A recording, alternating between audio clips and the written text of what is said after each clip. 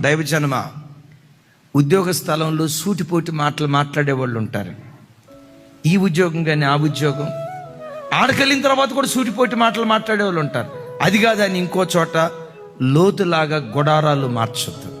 ప్రభా, ఎన్ని ఆటుపోట్లున్నా భరించే శక్తి నాకు దయచే, సహించే శక్తి నాకు దయచే, ఓర్చుకునే శక్తి నాకు దయచే, ఓపికతో నువ్వు అణిగుండు. చెప్పమంటారా?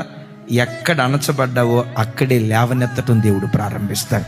భర్త ఉన్మాది అయ్యాడా? పర్వాలేదురా తల్లి, అణిగుండు. ఉద్యోగ స్థలంలో నీ బాస్ టార్చర్ పెడుతున్నాడా? పర్వాలేదు, అణిగుండు.